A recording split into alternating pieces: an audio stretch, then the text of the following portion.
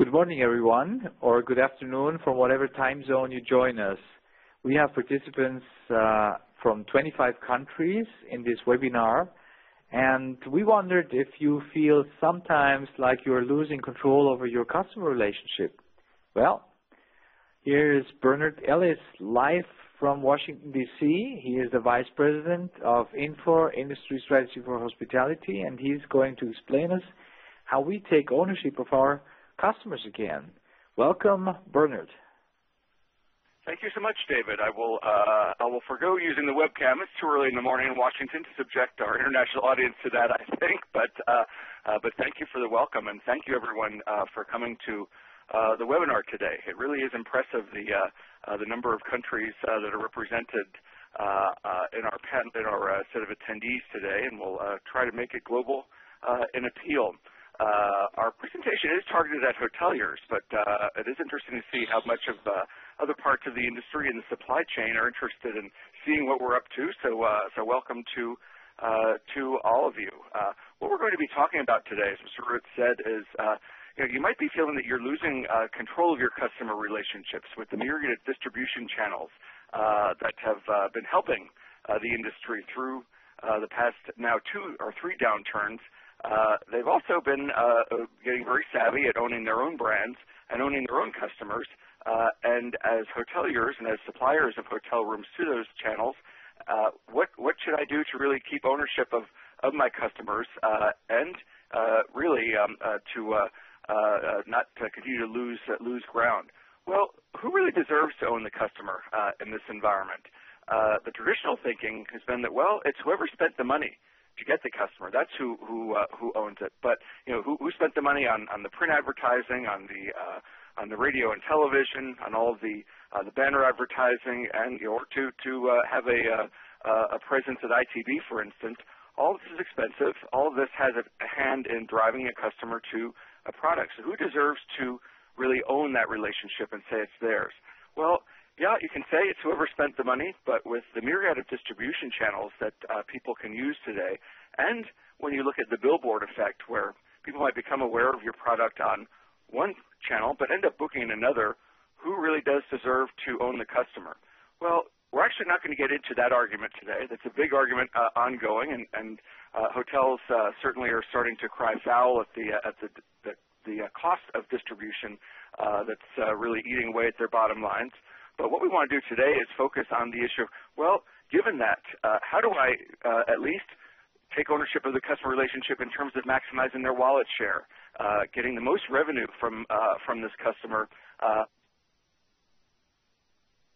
because of this whole phenomenon. So what we're going to cover today is 5 steps to doing that, to taking some ownership back of your customer relationship. Let's start with the first one. First, be sure to recognize the relationships that you do have already. Before worrying about big data, which is a big buzzword lately, worry about your data.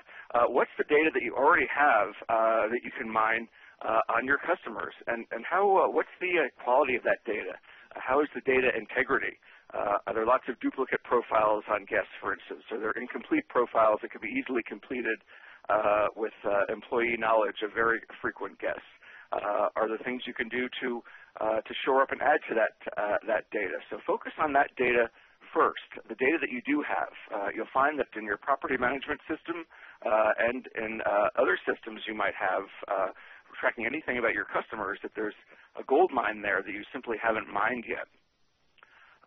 One way to then take advantage of that is as those reservations come in from different distribution channels, and often the data you get about the customer is often very minimal because they often don't want you to be marketing to that guest separately. They want to keep marketing to that guest pre-stay to give them things. So you might just get a first and last name, for instance, or very minimal information like that. Well, take as much information as you get and use your technology to the extent you can to match those reservations against your guest profiles. You'll find that you can discover more guests that are your frequent guests than you thought. And in fact, if you're already in your mind complaining that the distribution channels are sending repeat guests back that you already got yourselves the first time, they're customers that you do own, but they happen to book through another channel, well, then therein is your argument that you should at least be watching those inbound reservations and matching those guests up to those as soon as you can. The reason is that way you can recognize their guest preferences sooner in the game, basically. As soon as the reservation is delivered into your property management system, either through an interface where you would need to pull reports, or if you're in the unfortunate situation of having to key those in manually, all the more reason where you should be taking the step of matching against your existing guest database to see who's been there before, and then you can use that information to start the dialogue going sooner. And you really need to do this no matter how the guest booked, whether calling to your own reservation offices. Certainly your reservationist should have the willingness and the motivation to make sure that every guest they're talking to either has or hasn't stayed there before. And of course the other channels where it may be a little bit more difficult to figure it out, but you need to make an effort if you want to take more ownership of these relationships. The idea being that you want to enter the dialogue with the guests that we're complaining about that are our customers already, that distribution channels are delivering to us and taking a large cut of the revenue to do so for delivering repeat business back through their channel. Well, the idea is that you then at least need to enter back into that dialogue with these guests as soon as you are contractually entitled to with those distribution channels, whether it's upon delivery of the reservation, or if for whatever reason there just isn't enough to discover who they are until they actually check in, then certainly then is when you need to basically connect the dots with your repeat guests. So finally, to sum up, be sure that you aren't overlooking the relationships that you already do have, and in fact, guests may not realize the whole ridiculously complex hospitality technology environment that we have, and expect to be recognized no matter what booking channel they book through, not realizing that there's no reason why you should know who they are if they came through a certain channel. All right, moving on to step 2 of our journey here.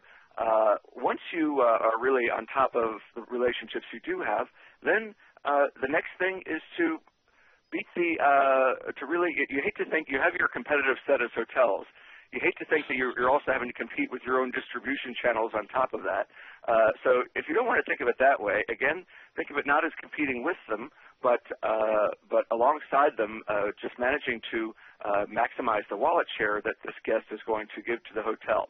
And the way to do that in a clean way is to leverage your unique position you have as the supplier, of the one actually delivering the hotel room and delivering the experience to the guest.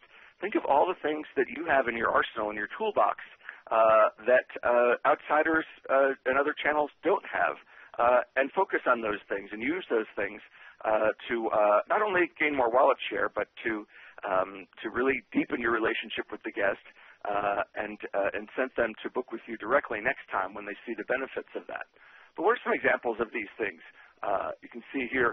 One is you have a deeper ability to sell on-property amenities. The things that you have under your roof that drive ancillary revenue, that really, even if other distribution channels wanted to sell, the systems or just the nature of the product doesn't really allow them to in a cost-effective way. So think of spa, food and beverage outlets, local attractions and transportation, and even your room types. Many distribution channels, GDSs, internet OTAs, and so forth, have some kind of limitation on how many room types you can effectively display out there. And it's not always a technology limitation, but just simply a visibility one of how much shopping they think a customer will really do and scroll through, and so it can be too much detail.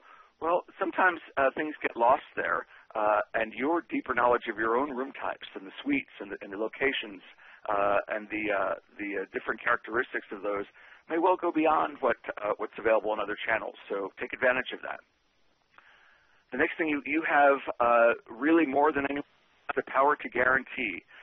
You don't have to have a fear of commitment.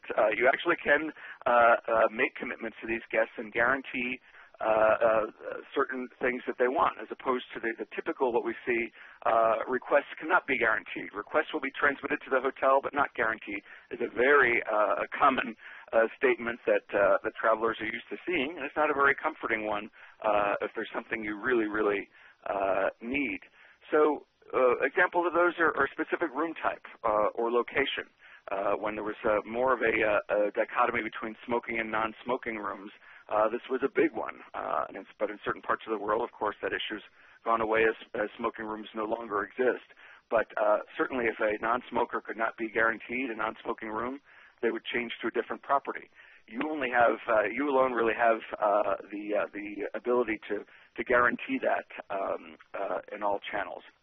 Other things like early check-in and late checkout, just think about those things that only you have the power to really guarantee and commit to the guest that they will happen because you are watching the inventory of those things and have the last room and have the last view of what's going on. The other, in terms of visibility and view that you have that no one else will, is the visibility into their purchase history on property. Not only what rate did they pay and what room did they have, which others can basically see based on what they sold, but what did they buy while on property? What did they add to their experience that gives a view into their interests? What did they, where did they dine? What activities did they pursue? Pretty much every charge that's on their folio, you should be able to see and roll up and get a sense from. But if you have the right technology, you'll also have a good view of what were the special offers that they accepted, what were the special offers that they were presented but did not accept. Really lets you hone in and have a view on those guest preferences that no one else can. And also technology now allows you to have an observation of what did they look at on your both your regular and mobile websites, both before, during, and after their stay. What are the things that they hovered over and showed more interest in as they traveled around? And we've lost that insight of having a conversation through call centers in many cases with guests. But now we have a different way of viewing and almost a more honest view of what people are interested in by seeing their travels through as they crawled around your website. So that's another view that you can have that in some cases only you will have versus other channels. So leveraging that unique position as the supplier is a key one. The next step that we will go to is step 3, which is engaging in social media. Certainly, this has been the buzz for many years now, and which social media are popular with your guests varies by region and country and demographic, and so only you can really know that for your environment. But there are some principles that cut across most of the social media that are out there. The first one is that your guests are amazingly, especially millennials, are amazingly willing to share with you their social media addresses and handles and screen names because if they engage in social media, they already by nature like to share and like for to people to know what they're thinking. So they do share it freely and sometimes very publicly. Well, this is a way for you to learn more about your guest preferences, and they may have revealed to you. You can sense from that, and there are all kinds of tools available to gain sentiment, gain themes from what's said, and to really learn what their preferences are, so that you can learn that about that and use that in what you offer them and in the services that you provide.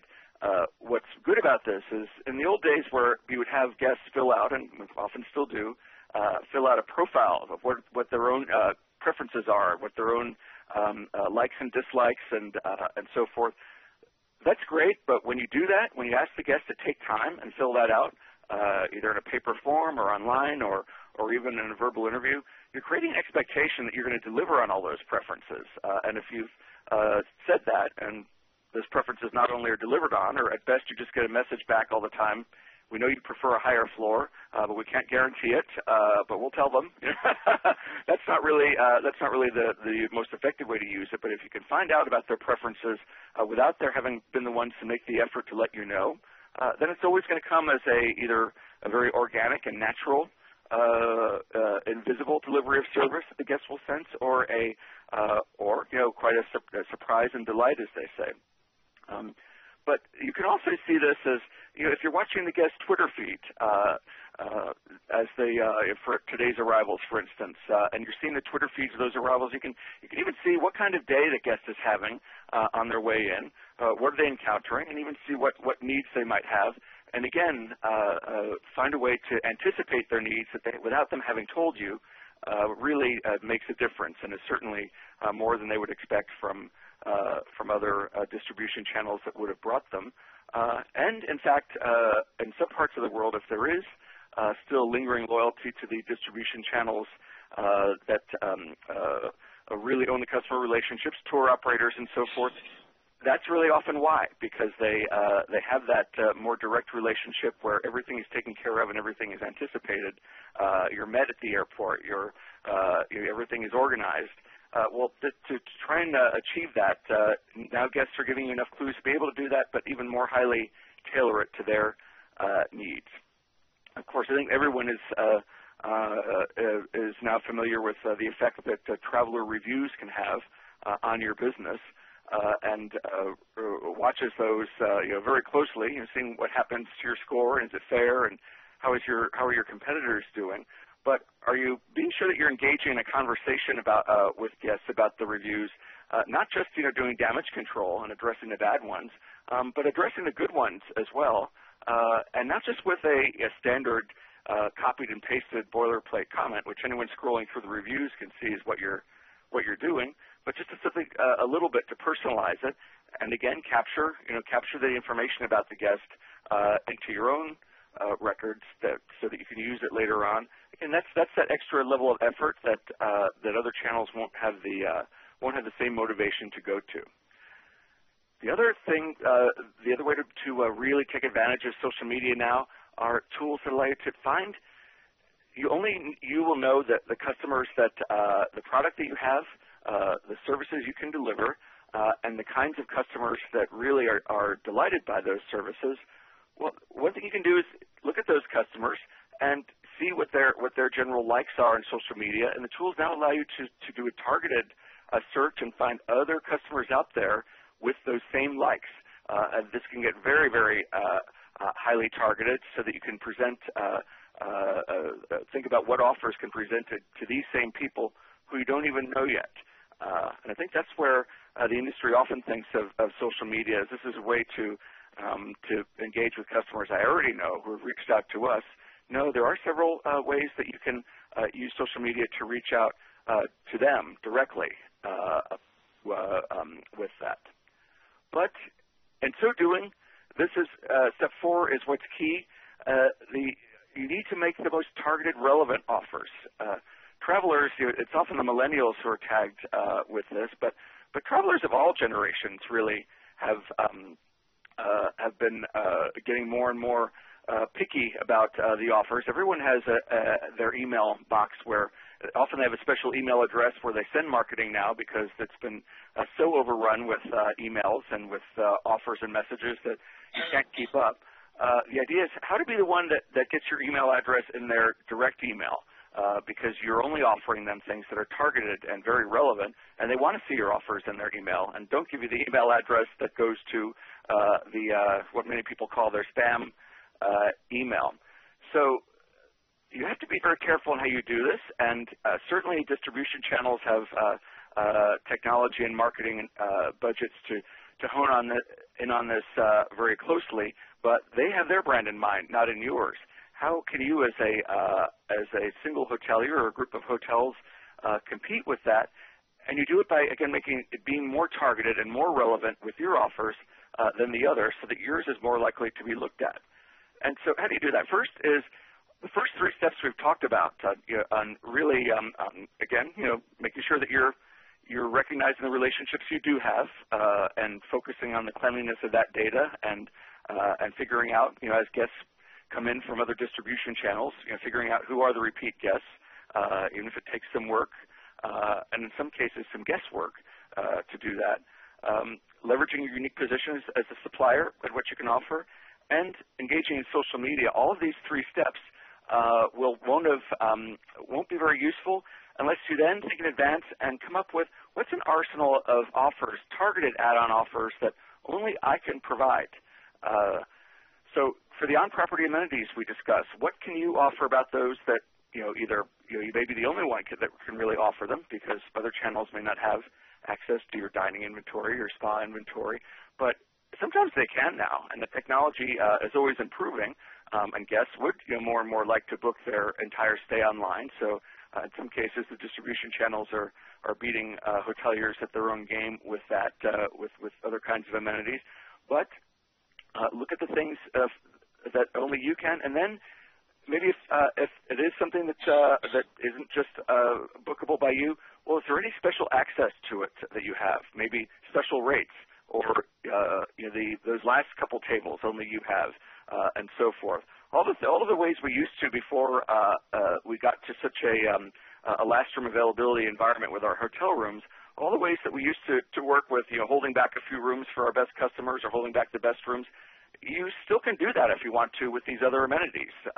Those aren't usually encumbered by any contractual obligations. So take those and be the one that have that really special price, or those specials on spa or dining or other packages in your property that aren't available anywhere else.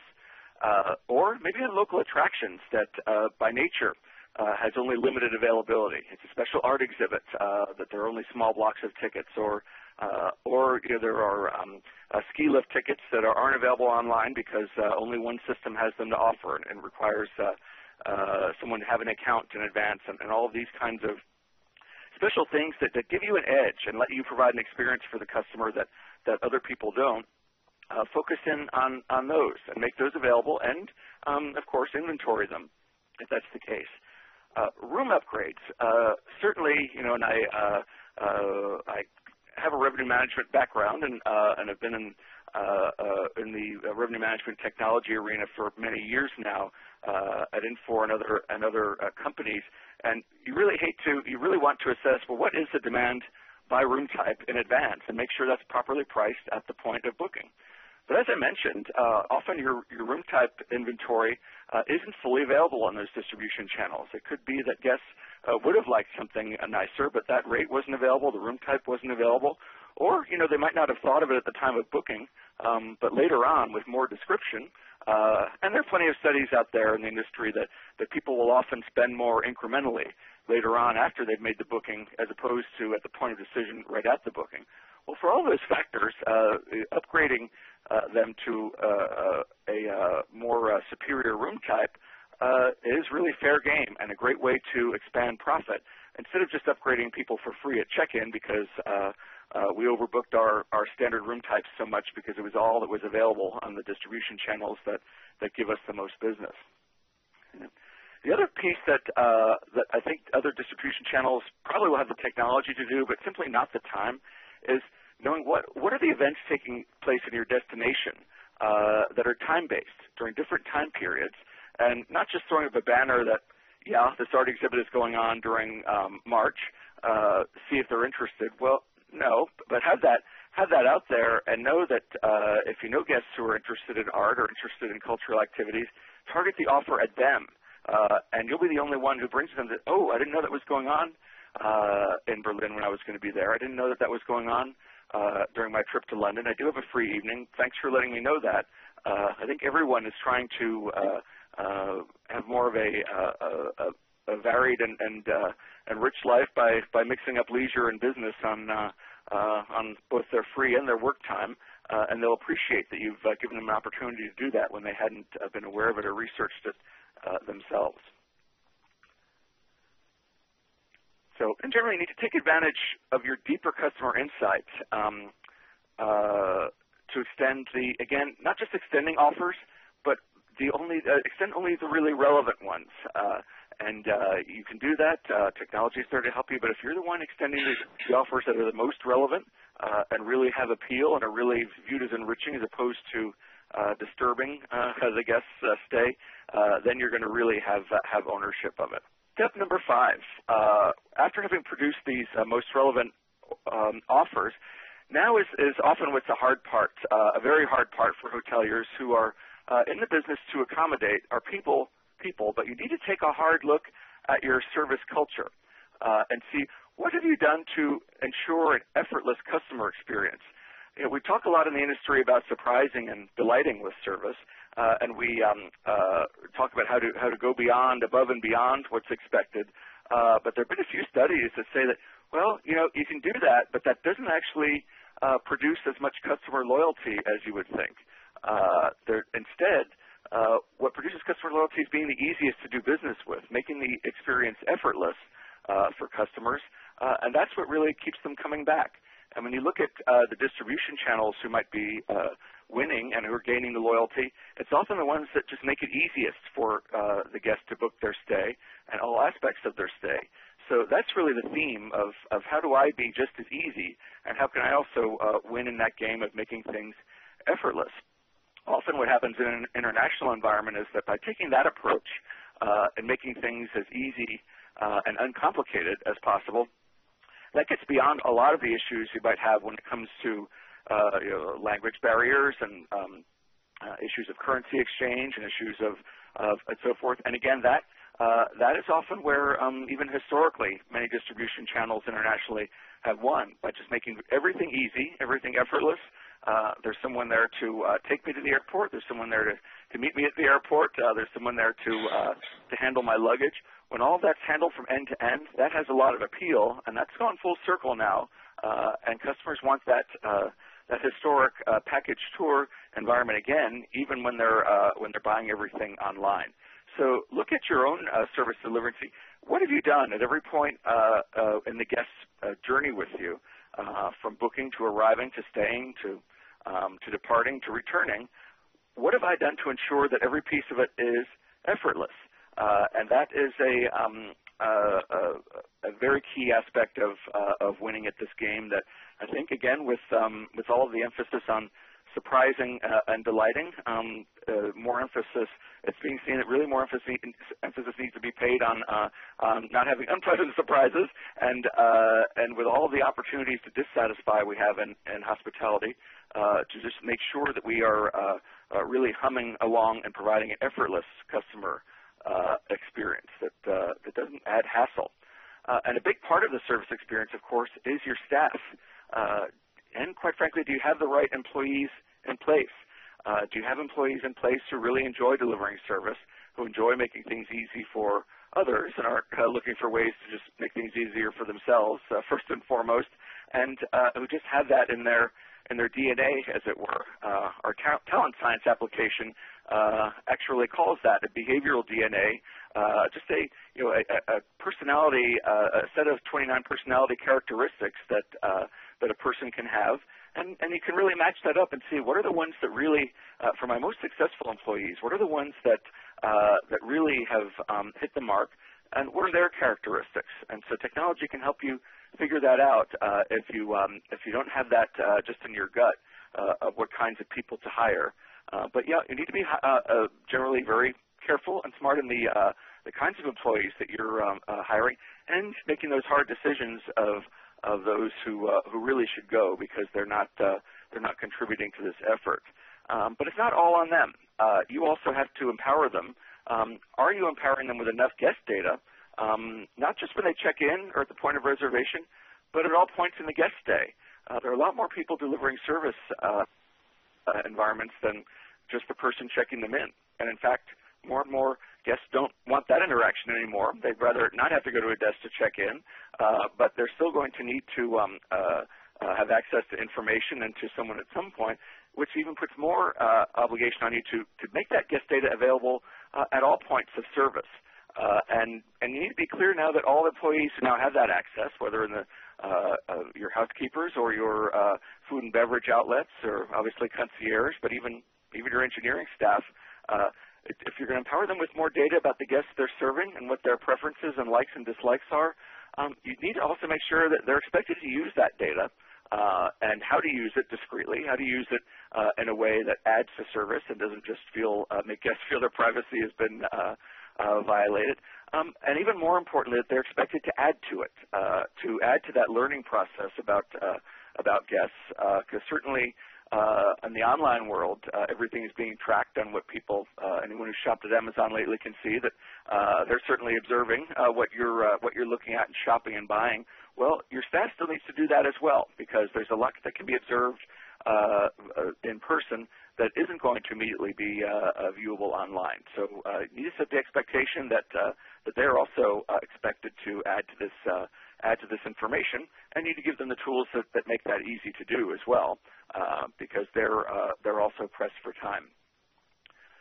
And finally, we think about the hotel guest, and I think we often tend to think about the transient hotel guest and the leisure hotel guest, or the independent, unmanaged business traveler that we all love, because they spend the highest rates typically, and they often spend the most money. Yes, but still, when looking at other segments of your business, those customers need to not be overlooked. Those are relationships, especially that you might not have as much competition for ownership over with other channels, but you certainly need to shore up those relationships and make sure that you don't someday lose those relationships to other channels, and not just be worried about losing them to your competing hotels. And so think of your group business. In some markets, that's a more bigger part. It's a bigger segment of the industry than others. And some hotels, obviously, are designed more for this than others. But pretty much every hotel has some part of their business that they allocate for groups, even if it's just for small social groups. Well, we think that groups like that are usually just coming once. So I just need to deliver on that and be done with it. Well, really? Are you sure? A wedding, for instance. Well, that wedding, the father of that bride may have 4 other daughters. So there's always repeat business to be gained. There's always repeat business to not lose to your competitors, but quite frankly, also not lose a big share of the revenue to distribution channels that bring it back to you another way as they expand their capabilities. So look at your meeting planners. Are you doing everything you can to make your invoicing for them as seamless as possible? The format of all the communication you have with them, is it clear? And are you viewing them as a customer as well, when often they're not actually staying with you ever? They're just an influencer and also a consumer of your product, but in a different way. And then with the delegates they're sending as part of their groups and meetings, again, these people who are only here for this group, never coming back, well, yeah, most of the time that is true. They didn't choose your hotel. They're coming for this conference. They might not be back. But if your product is such that they might want to come back, you've just gotten an easy way to have hundreds of guests try your product without having to spend that much to get them there. So don't lose that opportunity to get them back by not seizing on the opportunity to start to own that relationship directly with that customer. Don't overlook those. And even other travel arrangers. Think of everyone who has influence, everyone you're talking to that brings you bookings. There might be a local company that has lots of inbound visitors that books accommodations locally. Well, are you doing what you can to own the relationship with that customer, with that office manager who makes those bookings before he or she finds a distribution channel that makes it easier to book your hotel, but less revenue in it for you? What are you doing to make things easy for them and to pick your hotel first and to pick your direct distribution channels first? So now, okay, we have covered the 5 steps, and what I want to talk about with how Infor can help. This is not the environment for us to be delivering any kind of a sales message to the audience. We understand that, but just to let you know that there are technologies that can help with a lot of this, and we look to take a holistic view of your business from the time of managing the initial demand all the way to delivering the service and managing the staffing and financial requirements. We have solutions to address all of these things. So if anything resounded today, we encourage you to come visit us at ITB as I was saying earlier, to come visit us in our booth, or to come to our website at infor.com/hospitality to get more of a sense of this. So those are the 5 steps to taking more ownership of your customer relationship. I hope this has been useful and new information, or if not new, to at least maybe organize your thoughts on how to attack this a different way. Often in many markets, this ownership has been kind of seeded inch by inch, as opposed to a big momentous event that happened that we noticed. It's often happened over many months and many years, and now we're seeing that we might have lost this, and or we might now be seeing that, yeah, the landscape has changed. It's changed permanently. I'm going to have to rely on these other distribution channels for various reasons in this new environment. But what can I do to expand my wallet share? What can I do to get more revenue out of the guests, and at the same time be enhancing the guest experience to own the relationship more? And as the airlines have, where the bulk of their profitability in many cases is all the add-on fees and extras. How can we achieve that same profitability advantage, but in a different way, by actually enriching the experience for guests? Is the outcome I think we'd all like to have. So with that, we'll now open up the floor. I know that questions have been coming in. We've been opening to questions all along through the chat room. And we'll now just take a moment to see if anyone would like to send in any other questions that we can answer.